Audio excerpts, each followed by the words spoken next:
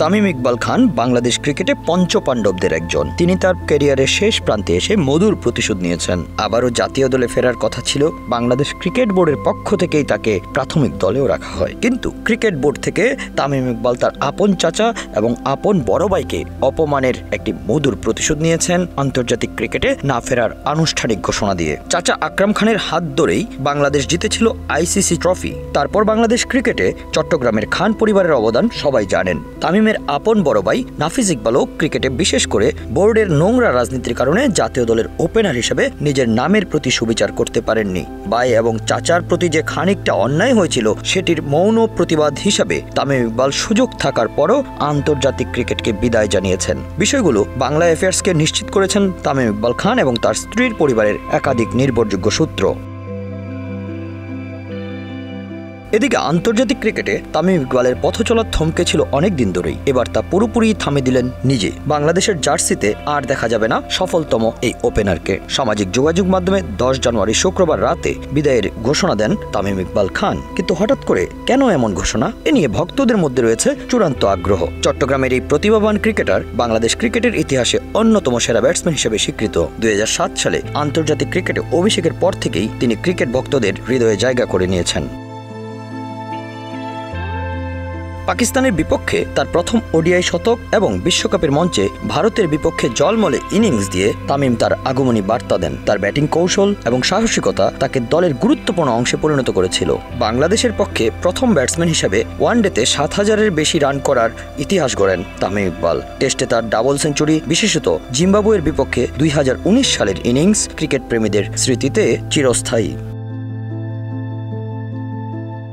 তামিম ছিলেন দলের নির্ভরযোগ্য ওপেনার, যার ব্যাটিং ছিল দলের আত্মবিশ্বাসের প্রতীক। তার সাহসিকতাপূর্ণ ইনিংসগুলো প্রায়ই বাংলাদেশের জন্য গুরুত্বপূর্ণ জয় এনে দেয়। আইসিসি চ্যাম্পিয়ন্স ট্রফি 2017-তে ইংল্যান্ডের বিপক্ষে তার সেঞ্চুরি এবং ওয়েস্ট ইন্ডিজের বিপক্ষে তার ধারাবাহিক সাফল্য ছিল অতুলনীয়। তামিম ইকবাল খান শুধু একজন ব্যাটসম্যান নন, একজন নেতৃত্বদানকারী খেলোয়াড়ও। 2020 সালে মাশরাফি বিন মুর্তজার ওডিআই দলের অধিনায়কত্ব গ্রহণ করেন তিনি। তার নেতৃত্বে বাংলাদেশ দল আক্রমণাত্মক ও কৌশলী হয়ে ওঠে। বিশেষ করে তার অধিনায়কত্বে গড়ের মাঠে এবং বিদেশের মাটিতে কয়েকটি উল্লেখযোগ্য সিরিজ জয় তার নেতৃত্বে দক্ষতার স্বাক্ষর বহন করে।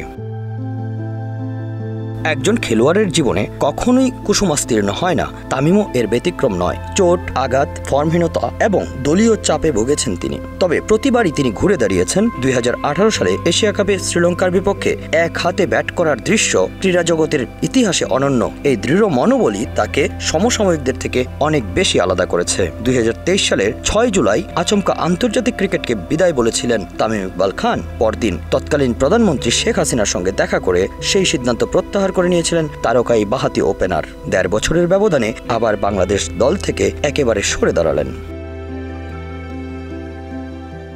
অবশেষে গতকাল 10 জানুয়ারি এক বর্ণাঢ্য ক্যারিয়ার শেষে তামিম ইকবাল আন্তর্জাতিক ক্রিকেট মঞ্চকে বিদায় জানিয়েছেন। তার বিদায়ে ক্রিকেট প্রেমীরা যেমন শোকাহত, তেমনি গর্বিত তার অর্জন নিয়ে। নানা নাটকীয় কাণ্ডে অনেকদিন থেকেই জাতীয় দলের বাইরে ছিলেন তামিম। ফেরার গুঞ্জন থাকলেও আর ফেরা হয়ে ওঠেনি। তবে গত কিছুদিন ধরে সেই আলোচনা চলছিল আসন্ন চ্যাম্পিয়ন্স ট্রফিতে বাংলাদেশের স্কোয়াডে 35 বছর বয়সী ক্রিকেটারের থাকার জল্পনা কল্পনা নিয়ে। ফরচুন বরিশালের হয়ে চলমান বিপিএলে খেলতে থাকা তামিমের সঙ্গে গত বুধবার আলোচনা করেন জাতীয় দলের প্রধান নির্বাচক গাজী আশরাফ হোসেন লিপু। সেই আলোচনাতেও চূড়ান্ত কিছু আসেনি। লিপু জানান, পরিবার, শুভাকাঙ্ক্ষী ও প্রিয় কোচদের সঙ্গে আলোচনা করে সিদ্ধান্ত নেবেন তামিম। এর 2 দিন পরই বিদায়ের ডাক দিয়েছেন বাংলাদেশের ইতিহাসের সেরা ওপেনার। তামিম কেবল মাঠের মধ্যেই নয়, মাঠের বাইরেও অসাধারণ। সতীর্থদের সঙ্গে বন্ধুত্বপূর্ণ সম্পর্ক তরুণ ক্রিকেটারদের জন্য অনুপ্রেরণা এবং তার শান্ত মেজাজ তাকে বিশেষ করে তুলেছে। পরিবার প্রিয় তামিম ইকবাল খান এবং তার স্ত্রী আয়েশা সন্তানদের নিয়েই সময় কাটাতে ভালোবাসেন। বাংলা অ্যাফেয়ার্স, ক্রীড়া ডেস্ক।